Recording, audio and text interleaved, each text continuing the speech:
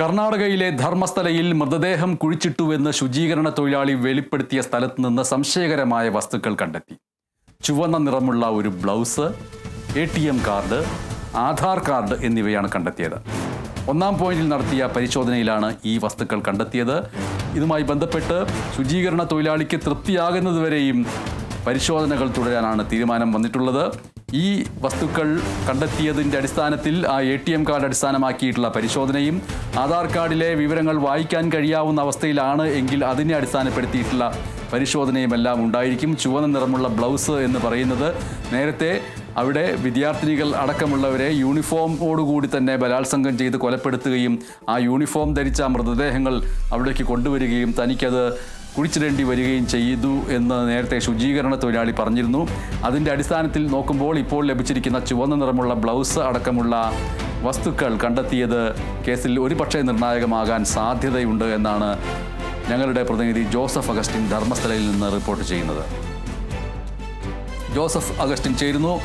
ഈ കണ്ടെത്തിയ വസ്തുക്കളുടെ അടിസ്ഥാനത്തിൽ ഈ തെരച്ചിലിന് ഒരു ഫലപ്രാപ്തി ഉണ്ടായെന്നും അതുകൊണ്ട് തെരച്ചിൽ തുടരേണ്ടതുണ്ട് എന്ന് തീരുമാനിക്കാവുന്ന അവസ്ഥയിലാണോ കാര്യങ്ങൾ? ഇന്നലെയും ഇന്നുമായി 5 സ്ഥലങ്ങളിലാണ് പരിശോധന നടത്തി പൂർത്തിയാക്കിയിട്ടുള്ളത്. അതായത് ആദ്യ 5 പോയിന്റുകൾ, സ്നാനഘട്ടയുടെ പുഴയോട് ചേർന്ന ആദ്യ 5 പോയിന്റുകളിൽ പരിശോധന നടത്തി മൃതദേഹാവശിഷ്ടങ്ങളുടെ ഭാഗങ്ങളൊന്നും തന്നെ കണ്ടെത്താൻ സാധിച്ചിട്ടില്ല എന്നാണ് നമുക്ക് പ്രാഥമികമായി മനസ്സിലാക്കാൻ സാധിക്കുന്നത്. പക്ഷേ ആദ്യമായി കുഴിച്ച ഭാഗത്ത് ഇത്തരത്തിൽ ഒരു ATM കാർഡും ആധാർ കാർഡും അതുപോലെ തന്നെ ഒരു സ്ത്രീയുടെ ബ്ലൗസും കണ്ടെത്തിയിട്ടുണ്ട്. ഇത് സൂക്ഷ്മ പരിശോധനയ്ക്ക് അയക്കണമെന്നാണ് സമരസമിതി പ്രവർത്തകരും സമരസമിതിയുടെ അഭിഭാഷകനടക്കം വ്യക്തമാക്കിയിട്ടുള്ളത്. ഈ കണ്ടെത്തിയിരിക്കുന്ന ആധാർ കാർഡിലെ ലക്ഷ്മി എന്നാണ് പേര് രേഖപ്പെടുത്തിയിട്ടുള്ളത്. ഈ ലക്ഷ്മി വർഷങ്ങൾക്ക് മുമ്പ് ഇവിടെ മരണപ്പെട്ട ഒരാളാണ് എന്നാണ് അനൌദ്യോഗികമായി ലഭിക്കുന്ന വിവരം. അങ്ങനെയെങ്കിൽ ഈ ലക്ഷ്മിയുടെ മരണവുമായി ബന്ധപ്പെട്ട് നിർണായക വിവരങ്ങൾ കണ്ടെത്താൻ SIT സംഘത്തിന് കഴിയുമെന്ന് തന്നെയാണ് പ്രതീക്ഷിക്കുന്നത്. ഇന്ന് പ്രണവ് മുഖന്തി, DGP ആയിട്ടുള്ള പ്രണവ് മുഖന്തി ഇന്ന് സ്ഥലത്തെത്തിയിരുന്നു. സ്ഥലത്തെത്തി അന്വേഷണ കാര്യങ്ങളെല്ലാം തിരക്കിയതിനു ശേഷമാണ് അദ്ദേഹം ഈ ധർമ്മസ്ഥലയിൽ നിന്ന് മടങ്ങിയിട്ടുള്ളത്. വരും ദിവസങ്ങളിലും 8, 9, 10, 11, 12 എന്നിവിടങ്ങളിലായിരിക്കും പ്രധാനമായും പരിശോധന നടത്തുക. ഇത് പുഴയിൽ നിന്ന് മാറി ദേശീയപാതയോട് ചേർന്ന വനപ്രദേശത്താണ് ഇത്തരത്തിൽ പരിശോധന നടത്തുന്നത്. അങ്ങനെയെങ്കിൽ ഈ പ്രദേശത്ത് നിന്ന് വലിയ രീതിയിൽ മൃതദേഹങ്ങൾ കണ്ടെത്താനുള്ള ഒരു സാധ്യതയാണ് മുന്നിൽ കാണുന്നത്. അത്തരത്തിലുള്ളൊരു ആത്മവിശ്വാസമാണ് ശുചീകരണ തൊഴിലാളി പ്രകടിപ്പിച്ചിട്ടുള്ളത്.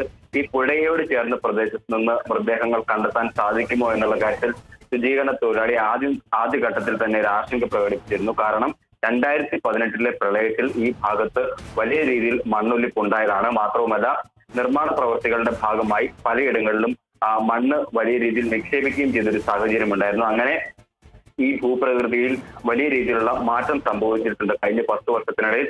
അതുകൊണ്ട് തന്നെ ഈ ഭാഗത്ത് മൃതദേഹങ്ങൾ കണ്ടെത്താൻ സാധിക്കുമോ എന്നുള്ളത് ആദ്യഘട്ടത്തിൽ തന്നെ ഈ ശുചീകരണ തൊഴിലാളി അന്വേഷണ സംഘത്തോട് ആശങ്ക പ്രകടിപ്പിച്ചിരുന്നതുമാണ്. എന്നിരുന്നാൽ പോലും മറ്റ് ഭാഗങ്ങൾ കേന്ദ്രീകരിച്ചുള്ള, അതായത് വനത്തോട് ചേർന്നുള്ള ഭാഗത്ത് മറ്റ് നിർമ്മിതികളൊന്നും നടക്കാത്ത ഭാഗത്ത് കുഴിച്ച് പരിശോധിക്കുന്നത് വഴി മൃതദേഹങ്ങൾ കണ്ടെത്താൻ സാധിക്കുമെന്നൊരു പൂർണ്ണ വിശ്വാസമാണ് ശുചീകരണ തൊഴിലാളി അന്വേഷണ സംഘത്തിന് നൽകിയിരിക്കുന്നത്. അത്തരത്തിലൊരു നീക്കമാണ് അന്വേഷണ സംഘത്തിന്റെ ഭാഗത്തുനിന്നുണ്ടാകുന്നത്.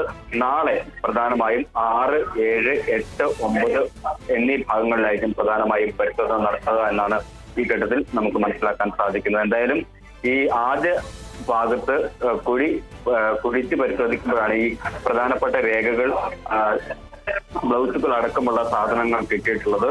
ഇതിൽ മരണപ്പെട്ട സ്ത്രീയുടെ ആധാർ കാർഡ് ലഭിച്ചിട്ടുണ്ട് എന്നുള്ളതാണ് ഏറ്റവും പ്രധാനപ്പെട്ടത്. ഈ കാര്യങ്ങളിലെല്ലാം ഒരു സൂക്ഷ്മത വരുത്തേണ്ടതും വ്യക്തത വരുത്തേണ്ടതും അന്വേഷണ സംഘമാണ്. അത്തരത്തിലുള്ളൊരു നീക്കമാണ് ഇവരുടെ ഭാഗത്തു നിന്നുണ്ടാകുന്നത്. ശരി, 6, 7, 8 എന്നീ പോയിന്റുകളിൽ നാളെ നടക്കാനിരിക്കുന്ന തെരച്ചിൽ അതുകൊണ്ട് തന്നെ വളരെ പ്രധാനപ്പെട്ടതായിട്ട് മാറുകയും ചെയ്യുന്നു. ജോസഫാണ് വിവരങ്ങൾ നൽകിയത്.